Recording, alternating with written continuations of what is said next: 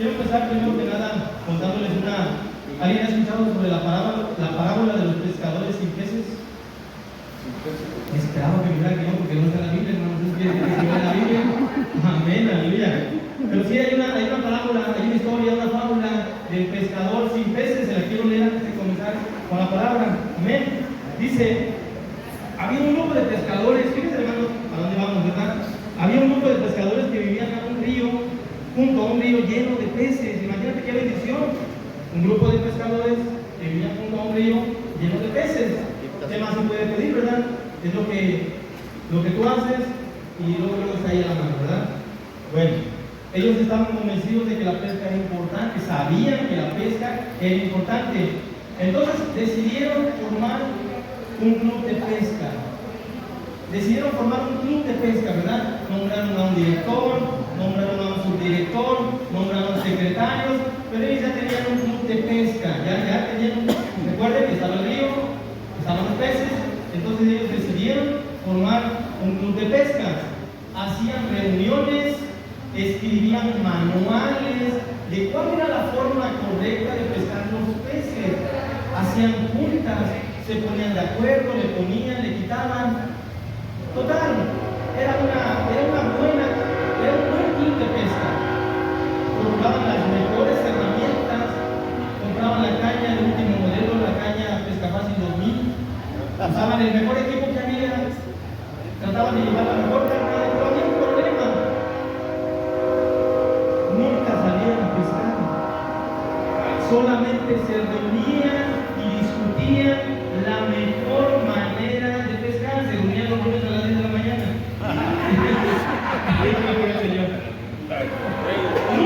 Nunca se ponían a pescar. Entonces había un problema, porque los peces seguían ahí, los peces seguían en el río, los peces cada vez que pasaban ellos a la reunión pasaban a un ladito del agua y los peces hasta brincaban y les sacaban la lengua, ¿verdad? ¿Qué historia? Que no la ganas. Porque ellos tenían toda la teoría, pero jamás habían salido a pescar. Hasta que llega un muchacho y les pone él llega, se inscribe en el club, pero dijo, pues este es un club de pesca, a mí me gusta pescar.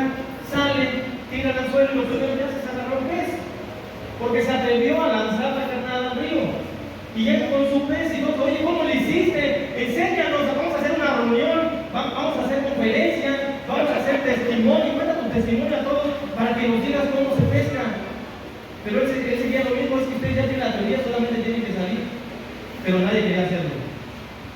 Seguían con la teoría y seguían sus reuniones todos los días de reunión, ¿verdad? Pero nunca salían a pescar. Al final el joven decidió hacer lo suyo, ponerse a pescar y dejar de ir a la reunión. Hermanos, imagínate tú, el apóstol Pedro, antes de ser apóstol, ¿verdad? Al momento de ser llamado de Jesucristo, vemos un pasaje muy interesante en la Biblia, donde el Señor Jesucristo lo llama, pero lo llama a convertirse ahora en pescadores de qué ustedes saben. ¿De pescadores de qué? ¿Quién lo comió? De hombres. Imagínate que Pedro le hubiera dicho, no, Señor, ¿cómo me vas a venir a decir a mí? Yo te conozco, tú eres un carpintero que va a saber de pesca. Y el Señor dice, es que echa tu red, que ahí hay peces. Te lo aseguro que la red va a salir llena. Pero él dice, no. ¿Quién es el que sabe de pesca, tú o yo? Entonces, si toda la noche estuve pescando, ¿cómo quieres tú ahora decirme que va a haber peces donde yo ya probé y no había? Hermanos, el Señor Jesucristo hoy nos está llamando a ser pescadores de hombres.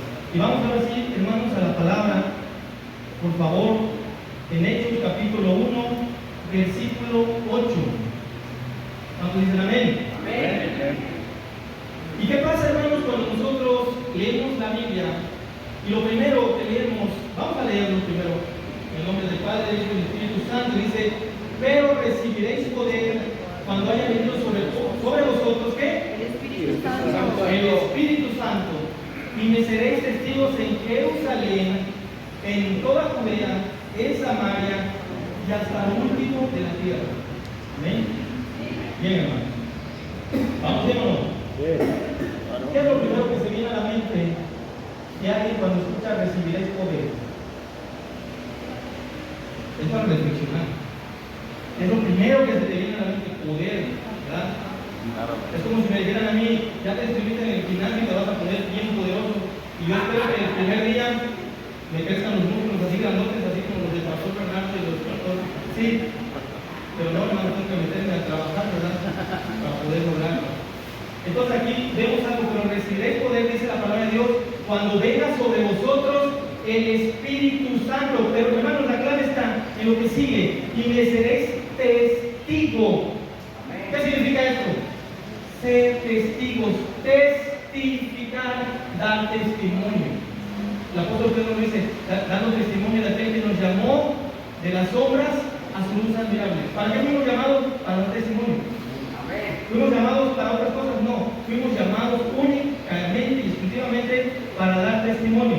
Ahora, ¿cuál es el contexto de lo que estamos leyendo este día, hermanos? En el primer siglo, Jerusalén pertenecía, era como una ciudad pequeña, perteneciente a la región de Judea. ¿Cuál es el contexto? Judea. Recordemos que en Judea solamente se quedaron 2 tribus. Las demás tribus estaban ¿dónde? Usted lo sabe. En el norte, ¿cierto? Las demás tribus estaban en el norte. Entonces el reino de Judea solamente eran 2 tribus. La ciudad de Jerusalén estaba dentro de Judea. ¿Sí vamos bien, no, hermanos? Entonces, hermanos, también aquí hay una palabra clave importante que el Señor Jesucristo dice, también van a ir, ¿a dónde? A Samaria.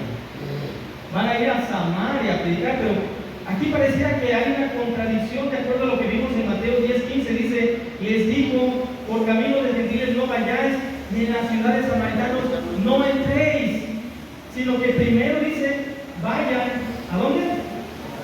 A las ovejas perdidas de la casa de Israel. Ahora el Señor Jesucristo se está contradiciendo. No, finalmente eso fue al principio cuando formó a los 12 apóstoles, a los 12 discípulos. En su formación les dijo, ustedes todavía no están preparados, no vayan por ese camino. No vayan por caminos gentiles, no entren con los samaritanos. ¿Por qué? Porque ellos van a perder. Samaria, al pertenecer al reino del norte, estamos de acuerdo que eran enemigos de los judíos. Hermanos, debemos entender aquí en la mente que los primeros discípulos en el primer siglo se consideraban a sí mismos como judíos. No se consideraban cristianos. Para ellos eran judíos solamente como un cambio de mentalidad. Ahora lo más importante para ellos era Jesucristo. Al final, cuando Jesús les da esa nueva dirección, lo que realmente les está diciendo ahora, ustedes son como ellos. Y vayan y testifiquen de mí, que se conviertan a mí. No importa si son de Samaria, no importa si son de Judea, no importa si son de Jerusalén. Y al final, a lo último de la tierra. Y si estamos entendiendo que el último de la tierra para ellos solamente era eso, para ellos no existía el continente americano, solamente esa región en la que estamos. Amén. ¿Sí estamos aquí, hermanos? Gloria al Señor. Entonces dice la palabra de Dios, pero recibiréis poder cuando haya venido sobre vosotros el Espíritu Santo, y seréis testigos en Jerusalén, en toda Judea, en Samaria y hasta lo último de la tierra. Quiero leerles lo que encontré en la nueva traducción viviente. Dice, solamente parafraseando la última parte, pero recibiréis poder cuando el Espíritu Santo descienda sobre ustedes y serán mis testigos, y aquí viene la clave, y le hablarán a la gente acerca de mí en todas partes. Y la dirección es la misma, Jerusalén, en Judea, en Samaria y hasta lo último de la tierra. Pero dice, ¿le hablarán a quién? Le hablarán a la gente, es decir, a todos le hablarán.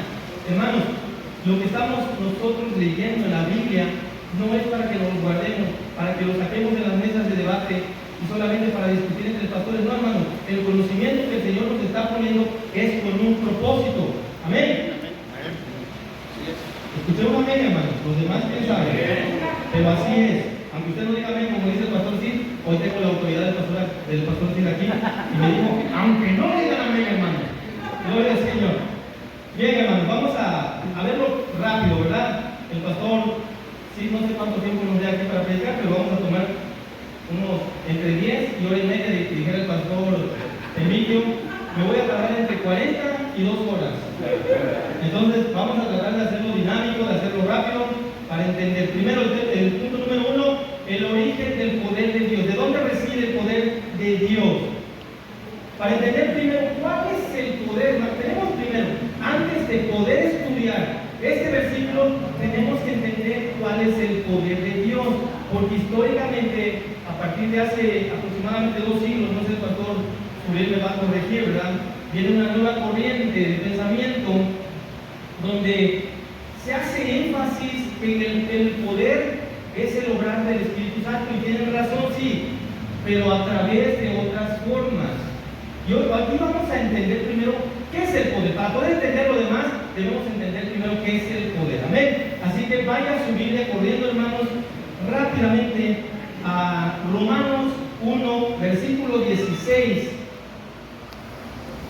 Digo fuerte a mí cuando yo esté ahí, porque vamos a aclarar este punto. Es importante aclarar este punto. Amén. Dice, porque no me avergüenzo de qué.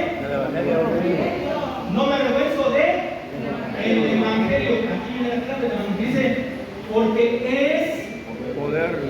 ¿Es qué? El poder de Dios. Poder. ¿Poder de quién? De Dios. Ahora, los discípulos están recibiendo una promesa, ¿cierto o no es cierto? ¿La promesa de quién viene? De Dios. De Dios. ¿Sí estamos claros? Recibirán poder. ¿Dónde está el poder? El poder del Evangelio. Dice, porque es poder de quién? De Dios para salvación a todo aquel que en él cree. ¿En quién creen? ¿En quién creen? En Jesús.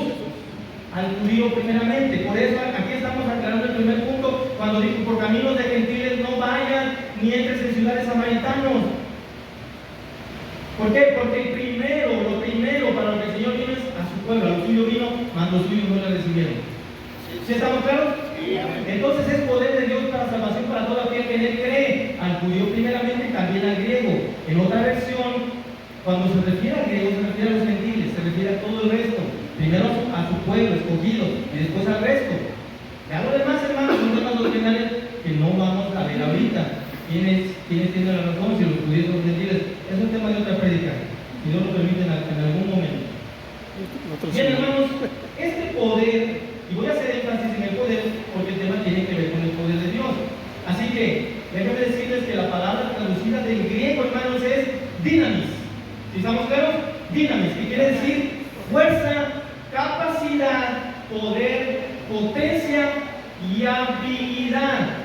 Otra vez, ¿qué dije? Ya me perdí. Fuerza, capacidad, poder, potencia y habilidad. Fíjense todo lo que encierra esa palabra, hermano. Solamente la tenemos que llevar al contexto. Cuando Jesús dijo recibiré dinamis, es decir, cuando reciban poder, no estaba hablando de un ánimo emocional. Jesús no estaba emocionando a los hermanos, les estaba diciendo, de verdad va a suceder. Ustedes van a recibir el cumplimiento de la promesa del Señor. En ustedes va a caer el poder cuando venga con ustedes el poder del Espíritu Santo. Entonces no los estaba emocionando, amados, ni les estaba hablando de buena voluntad, sino estaba hablando de un poder explosivo, dinámico, capaz de transformar vida, hermanos, y sacudir al mundo. Aunque no digan amén, hermanos, el poder del Evangelio, ese dinamis que el Señor les está prometiendo a los discípulos, tiene esa capacidad de mover todo, de sacudir el mundo, hasta los cimientos, amados. ¿Cuántos nos oferta al Señor? Hoy nos quejamos mucho de que no hay transformación en la ciudad. Mi familia sigue en el mundo. Mis hijos no obedecen. No estoy hablando de nadie de los que estamos aquí, pero nos quejamos de eso. ¿Y qué pasa, hermanos? Cerramos la puerta del Evangelio, porque nos estamos esperando a que el Espíritu Santo nos capacite, ¿verdad? Pero usted no sabe si está capacitado si nunca lo intenta. Hasta el momento que usted salga y lo intente, en ese momento se va a dar cuenta la capacidad que Dios puso ahí. Si el Espíritu Santo está morando en todos nosotros, entonces todos hemos recibido el poder del Evangelio, hermanos. Todos hemos recibido el poder del Evangelio para identificar a aquel que nos sacó de las tinieblas a su luz admirable. Amén. ¿Por qué, hermano? Porque este poder no proviene del hombre. Este poder de quién proviene? Del Espíritu Santo. Hermanos, Jesús les prometió que ellos iban a recibir el poder de ese Espíritu Santo, pero mientras tanto, dice la palabra de Dios, que debían de quedarse en Jerusalén. Recuerden, el Señor Jesucristo ya no estaba, pero Él les dijo, tienen que esperar, tienen que ser pacientes. Pero los discípulos no se quedaron ahí, oraron, decían, permanecían unánimes en la oración, estaban perseverando en la oración hasta que llegara el momento. Si ellos no hubieran creído la promesa de Jesús, ellos hubieran salido hermanos a hacer lo suyo. Y en algún momento, algunos de ellos sí lo hizo. Se regresó a hacer lo que hacía antes. Pero el Señor lo volvió a traer de regreso. Y esta vez le digo, ahora de aquí no te lo vas a mover. Bueno, la Biblia no dice así, lo estoy diciendo yo, pero eso básicamente es el mensaje. ¿Ven? Entonces, esa promesa, hermanos, es en Lucas 24:49 dice: he aquí yo enviaré la promesa de mi Padre sobre vosotros, pero quedaos vosotros en la ciudad de Jerusalén hasta que seas investidos del poder de lo alto. ¿Qué es investidos, hermanos? Es como tú tienes una empresa y tienes a un grupo de obreros. Los obreros no tienen ninguna capacidad de tomar decisiones hasta que tú llamas a uno de ellos y dices: ven aquí, a partir de hoy tú vas a ser el supervisor de ese grupo, tú vas a ser el gerente de esta empresa. Y en ese momento él está recibiendo una investidura de poder que le da la capacidad de tomar ungidos en su corazón, y le dijo: ahora ¿qué haremos? Arrepiéntase y bautícese cada uno en el nombre del Padre, del Hijo y del Espíritu Santo. En verdad, hermanos, ese es el mandamiento que Dios le dio a sus discípulos en la gran comisión. ¿Sí lo sabemos o no, hermanos? La gran comisión dice: vayan y hagan discípulos de todas las naciones y muéstrenle todo lo que ustedes han aprendido.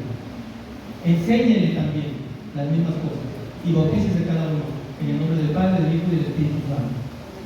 El poder, hermanos, es un investimiento que cambia de estatus a la persona que lo recibe. Alguien, pero aquí viene algo importante, hermanos, porque alguien que jamás ha tenido poder en su vida, el poder lo puede volver loco. Lo vemos mucho en la política.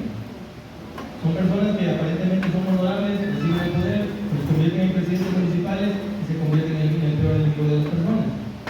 O alguien que no tiene trabajo, de repente le dan empleo de policía y se dedica a golpear a la gente que encuentra en la calle. Bueno, ese es un mal uso del poder. Por eso el Señor Jesús eligió bien a los discípulos. Ahora, a todos nosotros nos ha elegido personalmente, pero nos ha elegido, hermano, nos ha sacado de lo más vil y de lo más menospreciable, de lodo cenagoso, pero Él, hermanos, nos ha transformado a través del Evangelio. Amén. Porque ahora ya no podemos ser lo mismo que éramos antes. Ahora hemos sido transformados, hemos sido investidos con el poder del Señor. Por eso, hermanos, hoy tenemos que hacer uso de ese poder, hermanos. No podemos cambiar nuestro comportamiento y estarnos señoreando, como dice el apóstol Pedro también, hermano. Dice que la congregación no es para servirnos de ella, es para servir a la congregación. No con ánimo pronto, dice la palabra. Amén. Entonces, hermanos, lo que Dios nos está mostrando, el poder también revela lo que hay en tu corazón. Si en tu corazón hay maldad, el poder solamente lo va a magnificar, o lo va a, ¿cómo se dice? Lo va a hacer más grande, en pocas palabras. Pero, hermanos, cuando usted está dispuesto a humillarse, el poder de Dios es el que se refleja en las obras que nosotros hacemos. Amén. Hermanos, el Señor eligió a discípulos comunes con miedos y debilidades. Lo voy a decir otra vez. El Señor Jesucristo eligió discípulos comunes con miedos y debilidades. Él no hizo un casting y si voy a elegir lo mejor de lo mejor, porque si él hubiera querido hacer eso, ¿a dónde hubiera ido? Hubiera ido al templo, ¿verdad? Hubiera ido al Sanedrín. Quiero que me des los mejores 12 sacerdotes que tienes porque yo soy el Mesías. No, el Señor caminó y eligió a lo peorcito que había, hermano. Esa es la verdad. ¿Cómo era Pedro? Era impulsivo, era enojón, era bravo, sacaba la espada, la primera provocación. Si usted no sabe cómo era Pedro porque no ha visto The Chosen, ahí dice cómo era. Así era Pedro, hermano. Ahí dice que andaba con faldita, ¿verdad? Enseñando los muslos y los brazos. No, era un carácter explosivo. Nosotros ahora lo conocemos como un carácter débil. No tiene un carácter fuerte, tiene un carácter débil porque era reaccionario, se incendiaba la primera provocación. ¿Cómo eran los otros? Tenía un cobrador de impuestos. Al más despreciado de todos sus hermanos, a ese le dijo: ven y sígueme. Tenía a un celote. ¿Quiénes son los celotes? Sicarios. ¿A qué se dedicaban? A matar gente. ¿Eligió un asesino? Sí, eligió un asesino. ¿A cuántos nos ha elegido? ¿Qué éramos nosotros? Porque tú no puedes decir: ay, yo no puedo comparar con los discípulos, porque yo están. Hermanos, el Señor nos ha mostrado, hermanos, que de lo vil y menospreciado nos sacó a ellos, porque a nosotros también de ahí mismo nos está sacando y nos está invistiendo con el mismo poder que los invistió a ellos. Solamente que había uno que no quiso recibir ese poder, que prefirió el dinero, prefirió las ganancias deshonestas. No voy a decir quién. Entonces, el Señor, los discípulos comunes con miedos y debilidades, hermanos, esos somos nosotros. Cuando usted no se sienta capacitado para la obra, piensa: bueno, si tengo miedo, pues voy a salir con miedo. Soy inseguro, pues voy a salir inseguro. Es que soy tímido para hablar a la gente, pues así, con esa timidez, va a llegar a mí. Porque eso es lo que el Señor, por eso lo eligió, hermano. Y si el Señor lo eligió, Él también lo va a capacitar. Amén. Él nos ha capacitado, hermano. Entonces, hermano, fíjense, unidos en oración y expectativa es la forma como ellos estaban esperando esa promesa del Señor. Estaban ansiosos. Imagínate, hermano, que venga el Señor Jesucristo y te dé una promesa así. Bueno, ponle un poquito los zapatos de ellos. En ese movimiento de efervescencia política donde hace unos pocos días apenas, habían crucificado al Señor, todavía estaban los ánimos encendidos. Y el Señor Jesucristo le dijo: calma, espérense aquí, el poder viene sobre ustedes, y cuando el poder venga, entonces van a poder salir a testificar. Mientras tanto, manténganse en la oración, perseverando en la oración hasta que llegue ese primer momento. Y hermanos, en Hechos capítulo 2, versículo 28, nosotros podemos ver un gran discurso que está hablando el apóstol Pedro, haciendo referencia, está citando. No vamos a predicar todo lo que dice ahí, no vamos a leerlo todo, solamente ¿qué estaba diciendo? Estaba hablando precisamente de la promesa. Él estaba citando al profeta Joel, lo que dijo en el capítulo 2, versículo 28. Hermanos, no estaba haciendo una profecía futura, porque muchas veces entendemos eso, que Pedro estaba haciendo una profecía para los tiempos postreros, es decir, para hoy. No, hermanos, Pedro estaba diciendo lo dicho hacía más de 400 años por un profeta, y le estaba diciendo: eso que ustedes están viendo hoy, todo lo que están viendo hoy, es el cumplimiento de lo dicho por el profeta Joel. Básicamente, hermanos, si usted va a su Biblia, en Hechos 2, usted va a ver que Pedro está citando a Joel y les está diciendo: eso que profetizó Joel, eso es lo que ustedes ven hoy. No son promesas para hoy, hermano. Porque muchas veces mal interpretamos la escritura. Decimos: no, es que ahí dice, soñarán sueños, verán visiones y un montón de cosas, hermano. No, el Señor estaba diciendo a través de Pedro: ustedes lo que vieron es lo que están viendo, es esto. Lo que dijo aquel es lo que vino hoy. ¿Si estamos aquí o no, hermano? Yo tengo muchos. Creo que no muchos, hermanos. Perdón si estoy dando por ahí en la llaga, pero es necesario. Es necesario, hermanos, que entendamos las escrituras, porque, hermanos, ¿qué hacemos cada domingo? Dígame, ¿qué hacemos cada domingo? Profetizamos, sí, con la palabra profética más segura es la escritura que tenemos aquí. Amén. Y haríamos bien en hacer caso de lo que ella dice. Amén. Si lo dice o no lo dice, hermano. Amén. Gloria al Señor, hermano. Tenemos que guiarnos de la palabra del Señor. Ahora, el punto número 3, hermanos, El propósito del poder de Dios. ¿Para qué? Aquí viene la pregunta importante, es lo que decía al principio. ¿Para qué es el poder de Dios? Pregunta muy importante. El propósito, hermanos, del poder de Dios es hacer que muchas personas se salven. Ese es el propósito del poder de Dios, pero es necesario darle a conocer en todo lugar. No nos podemos quedar con ese poder. Amén. El mandato de Jesús para sus discípulos fue claro en Mateo 28, 19 al 20. Por tanto, id y hacer discípulos a todas las naciones, bautizándolos en el nombre del Padre y del Hijo y del Espíritu Santo, enseñándoles que guarden todas las cosas que os he mandado. Y aquí que yo estoy con vosotros todos los días. ¿O digo nada más 3 días a la semana? ¿Cuántos días? Todos. Ah, no, pero el Shabbat no. Ese no, ¿verdad? O sí. Es todos los días hasta el fin de qué? Del mundo. Amén. Esa es la palabra de Dios. Esa es la gran comisión, el gran encargo, el gran mandato. Muchas veces queremos estar cumpliendo dentro de nuestras congregaciones. Ay, es como la Santa Cena, me siento incompleto. ¿Qué crees? Bueno, saliste a evangelizar. Eso debería de hacerte sentir incompleto, verdaderamente. Es eso, hermano. La gran comisión, el gran mandato del Señor Jesucristo es: hagan discípulos, prediquen, testifiquen. Para eso los llamé. No los llamé para otra cosa, es para eso. Y para nada más.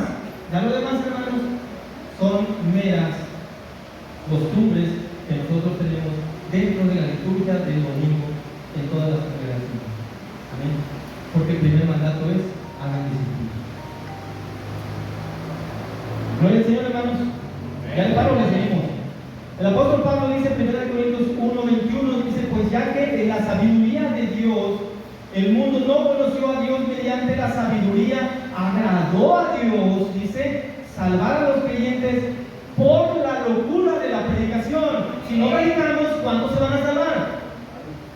Nadie. Tenemos que predicar. Y hermanos, yo les voy a decir algo. La predicación no es en el púlpito. La predicación es afuera del púlpito. Cuando estamos en la congregación, nosotros ya no estamos hablando, sí hablamos de salvación, pero le hablamos de muchos temas. Cuando nos llega una persona que jamás ha escuchado la palabra, tenemos que retroceder y hablarle de la salvación. Si es posible dejar la palabra que ese día teníamos y llevarlos al arrepentimiento y a la fe, para el perdón de los pecados. La Biblia nos llama a eso. Entonces dice: porque agradó a Dios salvar a los creyentes por la locura de la predicación. Así que, amado pastor, el llamado de Dios no es para darte a conocer a ti, el apóstol de las naciones, el profeta ungido, no. El llamado de Dios es para darnos a conocer a quién, a Él, darle a conocer a Cristo. El llamado de Dios es para darnos a conocer a Él. Gloria al Señor, hermano. Así que, hermanos, el llamado que tenemos es para darlo a conocer a Él, a que sirvas en el Evangelio y no para que nos sirvamos del Evangelio. El llamado es a ser testigos fieles de Cristo en palabra y vida, predicar a Cristo y a este crucificado. Ese es el verdadero llamado, hermanos. No digan amén. El llamado de Dios es para predicar a Cristo y a este crucificado. Mostrar, hermanos, que la excelencia del poder es de Dios y no de nosotros. 2 Corintios capítulo 4 versículo 7, porque tenemos este tesoro en vasos de barro, para que la excelencia del poder sea de Dios y no de los hombres. ¿La excelencia del poder es de quién? De Dios. ¿Es de nosotros? No. ¿Es de quién? Es de Dios. La excelencia del poder es de Dios. Otra vez, el apóstol Pablo está mencionando el poder de Dios es el Evangelio. ¿Dónde lo deposita Dios? En vasos de barro, en vasos frágiles, que se pueden quebrar, que se pueden romper. Pero la excelencia está adentro, hermanos, de recipientes no muy bonitos. Dice, no los deposité en vasijas de porcelana, no. Ni en cristalería fina, tampoco. Aunque a veces nos comportamos así, ¿verdad? si fuéramos de cristal. No, somos de barro, hermanos. ¿De qué están hechas la mayoría de las construcciones? De barro, porque el barro es aguantador también. ¿Y dónde reside el poder de Dios? En vasijas de barro. ¿Por qué? Porque la excelencia es lo que está depositado adentro, no lo que se ve por fuera. Usted ve por fuera aquí un varón, un feíto y todo lo que quiera, pero el poder que reside en mí, por dentro, es lo que Dios me da, y la excelencia es de Él, no es mía. La excelencia del poder es de Dios. Ahora piensen que la excelencia del poder de Dios está dentro de cada uno de ustedes. Usted está lleno de poder del Espíritu Santo, no para andar haciendo show. El poder del Espíritu Santo es para que usted vaya y predique a las naciones, a su familia, en las colonias, en todos lados, en los parques, a donde el Señor lo lleve. El Espíritu Santo va con usted. El Señor Jesucristo dijo: yo estaré con ustedes todos los días hasta el fin del mundo. Amén. Así es, hermano. Amén, amén. Tenemos este tesoro. Último punto, hermanos. Les dije que nos íbamos muy rápido. No sé si de verdad voy rápido o así me estoy sintiendo. Ahora, el propósito de Dios es la expansión del poder de Dios. Ese es el propósito. ¿Para qué les daría poder a los discípulos? Para ser discípulos. ¿Y el discípulo qué tiene que hacer? Más discípulos. Y los otros discípulos hacen más discípulos, hasta que se dé a conocer el nombre de Jesús en todos los rincones de la tierra. Cuando el Señor dice, la palabra de Dios dice: pídeme y yo te daré por heredad todas las naciones, no se las está regalando, hermano. Les está diciendo: todas las naciones tienen necesidad de la palabra del Señor. No es para que usted viaje en aviones de lujo, hermanos, vistiendo trajes, es para que usted vaya y predique. La nación está aquí afuera. Saliendo de estas puertas hay gente a las que tenemos que predicar. Aunque no diga amén. Esa es la verdad. Tenemos que predicar el evangelio en todas las naciones, y la nación empieza aquí. O a menos que venga aquí en una nación. Gloria al Señor, hermanos. Jerusalén, tu casa, tu familia. Judea, tu ciudad, tu provincia. Allí empieza, hermano. Allí empieza. Samaria. ¿Quiénes son Samaria, hermanos? Los que son diferentes a nosotros. ¿Usted puede encontrar puros cristianos por predicarle la palabra? Bueno, a veces nos encontramos cristianos que les preguntamos: ¿ya naciste de nuevo? Y dice: ¿qué es eso? Señor, gracias por mostrarme a quién le debo de predicar, y desde ahí partimos. El cristiano que no es nacido de nuevo no es cristiano. Si usted hace esta pregunta de congregación y se quedan mudos, hermanos, vuélvales a predicar el arrepentimiento, vuélvales a predicar el evangelio, y agárrenlos uno por uno hasta que entiendan. ¿Por qué creen que tenemos una congregación de 20 personas nosotros? Porque cuando les hablamos del evangelio, los que no quieren escuchar salen corriendo y no vuelven. Bueno, el Señor escogió a unos para una cosa y otros para otra, vasos de honra, vasos de deshonra. Pero nosotros cumplimos con la labor de predicar el evangelio, no de tenerlos limados en una silla. Si no van a recibir la palabra, hermanos, ¿para qué están aquí? Amén. Entonces, Samaria, los diferentes, los que parecen difíciles, así se han considerado enemigos. Hermanos, recuerdan que los judíos no podían ver a los samaritanos, y aún así el Señor les dijo: vayan y predíquenlos a ellos. Así que usted no ponga la excusa: es que yo no puedo ir a predicar allá en la Trinidad porque son bien idólatras, o a la Guadalupe, o a San Juan de la Vega. Se llama San Juan de la Vega, todos son idólatras. Ahí debe de haber unos 3 o 4 cristianos. En el puesto sí se pasó. Pero el Señor no nos mandó a examinar si son idólatras o no. El Señor nos mandó a predicar el evangelio. Usted no los va a transformar, usted no los va a convertir en los convierte en el Espíritu Santo, que es quien los convence, hermano, de pecado, de justicia y de juicio. No usted. El Espíritu Santo es el poder de Dios que va a transformar, hermanos, la vida de las personas para convertirlos en creyentes. Si son salvos o no, eso ya nos corresponde a nosotros, hermanos. Nosotros tenemos que predicar el evangelio a toda criatura. Aplicación, hermanos. Hermanos, nosotros no somos llamados a crear clubes de pesca. ¿Sí se entendió? No somos llamados a crear clubes de pesca, sino a echar las redes en cada charquito que encontremos en el camino, hermanos. No esperar que llegar al mar. En cada lugar donde usted vea que van peces, hermano, aviente su anzuelo, aviente su red y predique el evangelio. Porque, hermanos, si no predicamos, ¿cómo se van a convertir? ¿Cómo se van a convertir? La misma palabra dice, ¿cómo creerán si nadie les predica? ¿Cómo van a creer? Ay, que son bien incrédulos. Pues predíquele. Porque ya no quedan ustedes, usted predica. Si ellos reciben el mensaje, aleluya. Porque fue la voluntad de Dios. Si no lo reciben, hermano, también es voluntad de Dios. ¿Sí estamos aquí, hermanos? Entonces, hermanos, el mismo poder que transformó a Pedro, y voy a llamarle de una forma muy grosera, el cobarde, porque en un momento fue cobarde también. Recuerden que negó al Señor Jesucristo, pero él no se quedó ahí. Hermanos, fíjense, y aquí viene lo importante. Este hombre que negó a Cristo fue el primero que predicó con el poder de Dios. Amén. Así que si en algún momento usted ha sentido miedo, piense en esto. Pedro también lo sintió. Y sin embargo, Jesús le dio a él el honor de ser el primero predicando la palabra del Señor. Él fue el primero y gracias a ese discurso que inspiró al Espíritu Santo se convirtieron 3,000 personas ese día. Y si ustedes están desanimando, pues es que yo vengo tiempo saliendo y solamente hay una persona en mi iglesia, déjame decirles que nosotros estamos saliendo a predicar y no ha llegado nadie. Amén. Amén. Pero nosotros tenemos que ir. Ay, es que no llegan 3,000 a mi iglesia. No importa, se prediquen. Amén. Gloria a Porque no Dios. estamos llamados a llenar iglesias, hermano. Y eso suena cliché, ¿verdad? Porque muchos lo usan, pero es verdad. Nosotros estamos llamados, hermanos, a llenar el reino de los cielos. De arrepentidos, de aquellos que van a ser salvos. La palabra dice que cada día se añadían los que habían de ser salvos. Solamente los que han de ser salvos son los que se van a añadir. Amén. Aleluya.